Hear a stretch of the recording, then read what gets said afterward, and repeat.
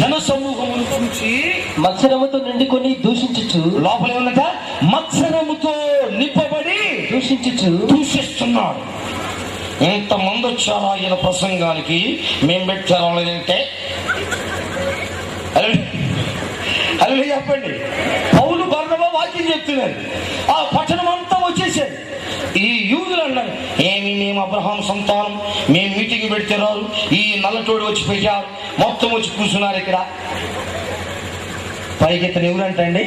యూదుడు, దేవుని స్వజనాంగం. కానీ అంతరంగం చూస్తే మోసముతో నింపబడి ఉంది. మేము కూడా చర్చికి వెళ్తాం పాస్టర్ గారు, మేము కూడా కానుకలు ఇస్తాం, దశమగా ఇస్తాం, అన్ని ఇస్తాం పాస్టర్ గారు. మంచిదమ్మా, నీ అంతరంగం ఎలాగుందో ఒకసారి చూస్తాం. యూదుడే దైవ సేవకుడు వాక్యం చెప్తుంటే మత్సరముతో నింపబడుతుంది తన హృదయం. అప్పుడు పౌలు ఏమంటాడు తెలుసునా? చదవండి. పౌలు చెప్పిన వాటికి అడ్డము చెప్పిరి. అడ్డం చెప్తున్నా. అప్పుడు పౌలును బర్నబాయు ధైర్యముగా ఇట్టనేది.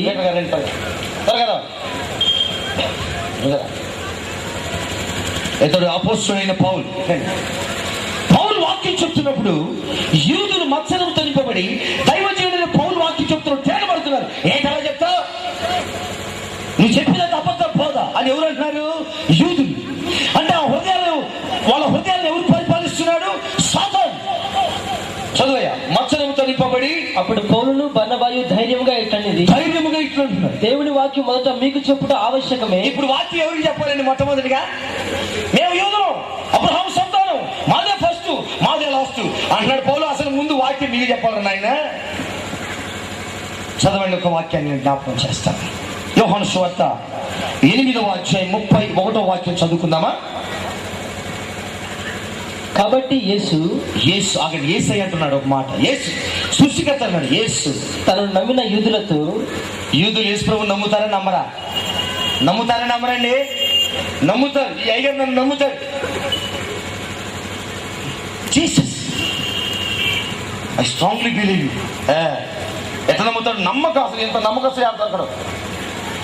యేసు యూదులను చూసి అంటున్నాడు, తనను నమ్మిన యూదులతో, నమ్మిన యూదులతోనే మీరు నా వాక్యమందు నిలిచిన వారైతే, అది మీరు నా వాక్యమందు నిలిచి ఉన్నవారైతే నిజముగా నాకు శిష్యులయ్యుండి సత్యమును గ్రహించెదరు. నిజముగా ఈ మాటను వచ్చేస్తుంది.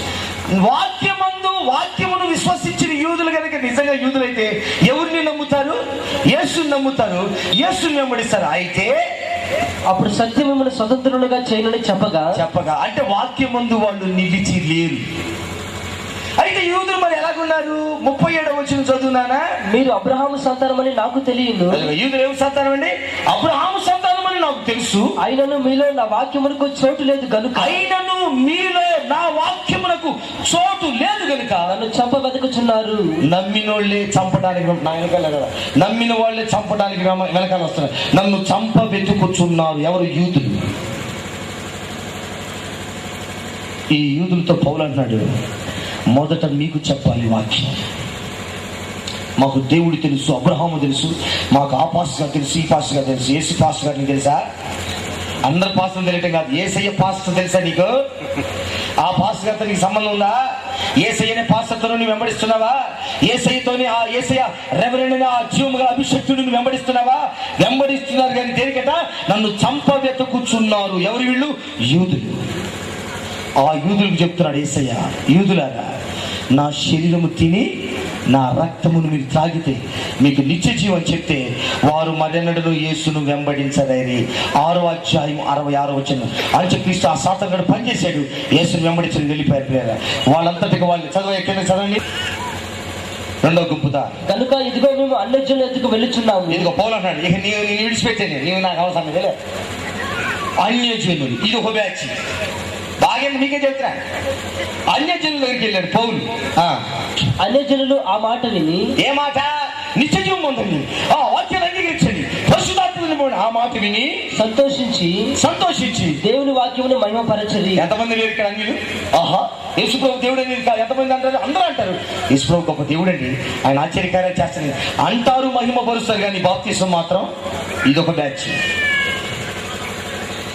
అసలు వాక్యం లేదు వీళ్ళకి. వీళ్ళు కొంచెం ఒప్పుకున్నారు, కనపరిచారు, సంతోషించారు, కానీ యేసులోకి బాప్తిస్మలోకి మాత్రం రారు.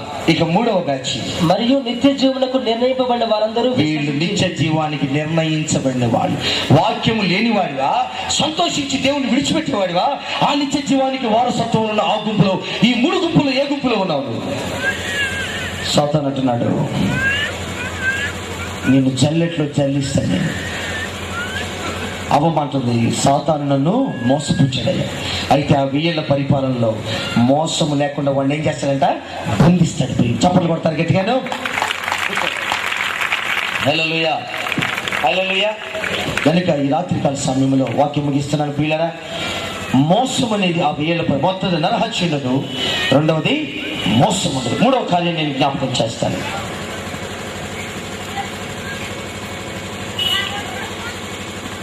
ఆదికాండం 3:10. అందుకు అతడు నేను తోటలో నీ స్వరము వినినప్పుడు దిగంబరిగా నుంటిని గనుక భయపడి దాగుకొంటిన నేను. భయపడటం ప్రారంభించాను. మానవుడికి మొట్టమొదటిగా భయం ఏర్పడింది. ఈ 1000 ఏళ్ల పరిపాలనలో భయం ఉండదు. మీకా గ్రంథం 4:4. మీకా 4:4.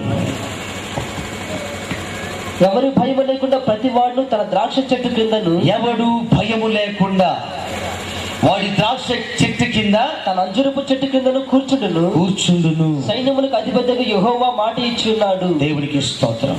ఆ దినమును భయపడవు.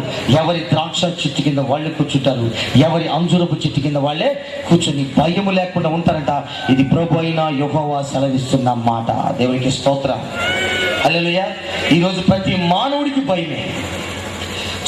చదివినా భయమే, చదువు తగిన ఉద్యోగం రాకపోయినా భయమే, పిల్లలున్నా భయమే, పిల్లలు లేకపోయినా భయం, పెళ్ళైనా భయం, పెళ్లి కాకపోయినా భయం, నిత్యం భయం భయం భయం భయం. యేసయ్య అంటున్నాడు, ఆ 1000 ఏళ్ల పరిపాలన నేను మీకు భయము లేకుండా చేస్తాను. స్తోత్రం చెప్పండి. హల్లెలూయా, హల్లెలూయా. ఇంకొక కార్యాన్ని కూడా నేను జ్ఞాపకం చేస్తాను. స్తోత్రం చెల్లిద్దామా? హల్లెలూయా.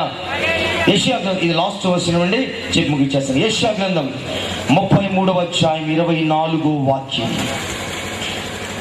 నాకు దేహములో బాగులేదని అందులో నివసించి వాడెవడను అనడు. నా దేహములో బాగులేదని అందులో నివసించేవాడు ఎవడు అనడు. దానిలో నివసించు జనుల దోషము పరిహరింపబడును. ఆమేన్.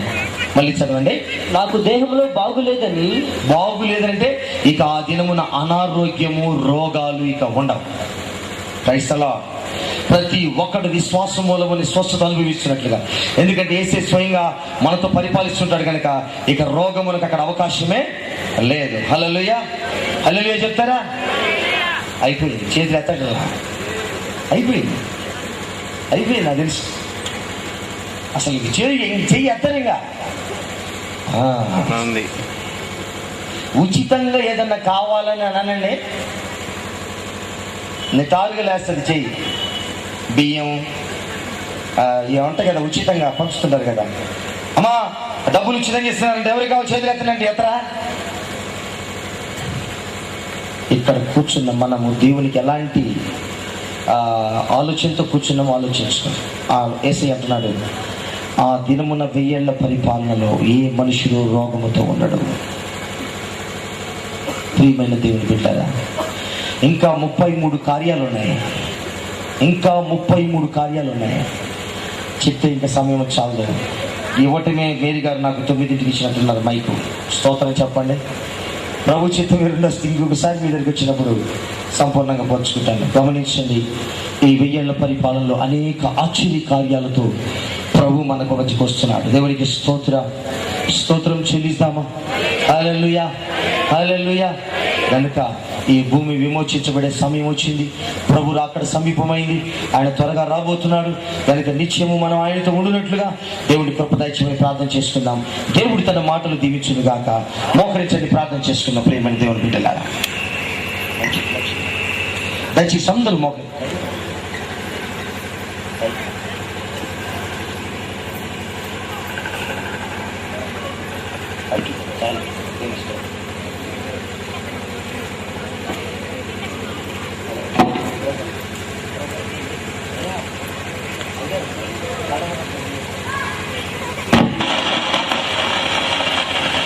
దయచేసి కుర్చీలో కూర్చున్న వాళ్ళు కూడా మోకరించగలిగితే మోకరించండి, లేకుంటే అలాగే నుండి దేవుని ఆరాధించండి.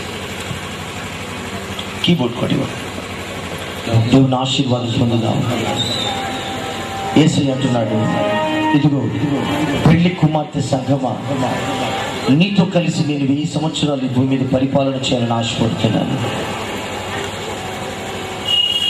తలలు ఎవరు నేలకు మోపొద్దు, దయచేసి తలలు పైకెత్తండి. భూ సంబంధం ఎవరు తలలు కింద ఉంచొద్దు.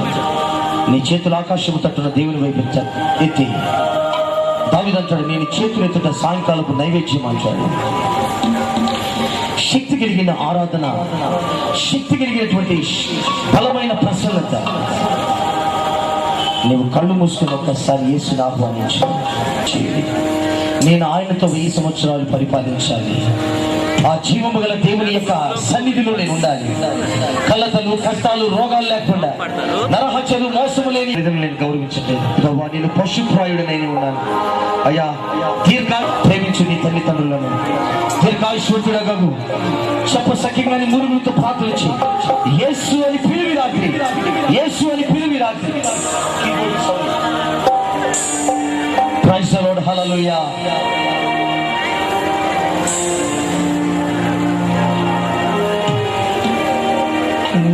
నీవు నాకుండగా నీవే నాండగా,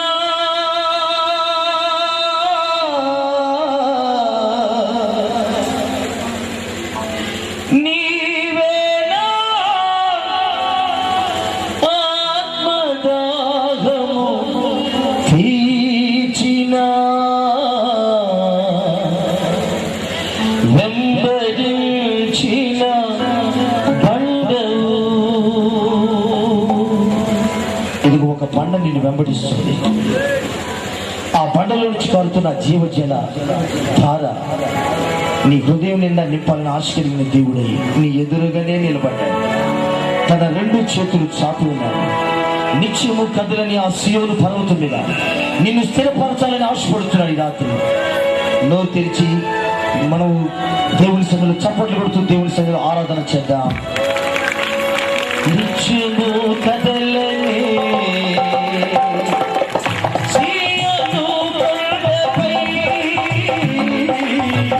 నిత్యము కదలని సీయోను కొండపై, యేసయ్యా, యేసయ్యా, యేసయ్యా, యేసయ్యా, నీకు నువ్వు ఆయన చూడు. ఇంకెవరు చూడడానికి ఇష్టపడదు. ఆయనలో సౌందర్యం ఉంది, ఆయనలో ప్రకాశం ఉంది, ఆయనలో వెలుగు ఉంది, ఆయనలో శక్తి ఉంది. నిత్యము కదలని సీయోను కొండపై, నిత్యము కదలని. యేసయ్య పరిశుద్ధాత్మలో ఆనందించండి. శక్తి వచ్చేటప్పుడు దేవుని ఆరాధించు. ఆయన కన్నులారా చూడు, ఆయన స్వరమును విను. ఆయన నీతో మాట్లాడటానికి ఇష్టపడుతున్నాడు. ఈ రాత్రి నువ్వు కూడా ఆయనతో మాట్లాడు. యేసయ్య నా తల్లిదండ్రులు ప్రేమించేటట్టుగా, నా సహోదరులు ప్రేమించేటట్టుగా ఒక బలమైన సన్నిధి నాకు వచ్చాయి. నిత్యము కదలని సీయోను కొండపై, నిత్యము కదలని సీయోను కొండపై, యేసయ్యా, యేసయ్యా, యేసయ్యా, యేసయ్యా, నీకు నువ్వు చూడు.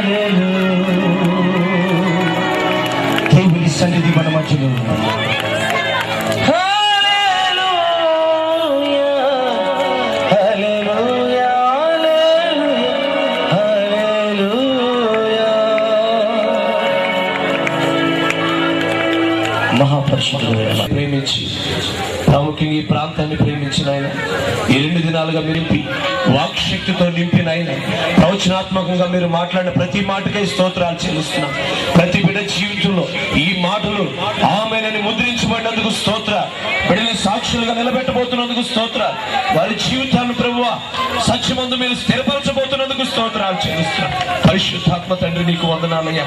ఈ పరిచయం ఆశీర్వదించి దీవించి మీ నామాన్ని మీరు దయచేయమని, ఏర్పాటు చేసిన బిడ్డలందరినీ కూడా మీరు దీవించమని యేసయ్య శక్తి గల నామమున అడిగి పొందుకున్నాము తండ్రి. నిత్యము కదలనే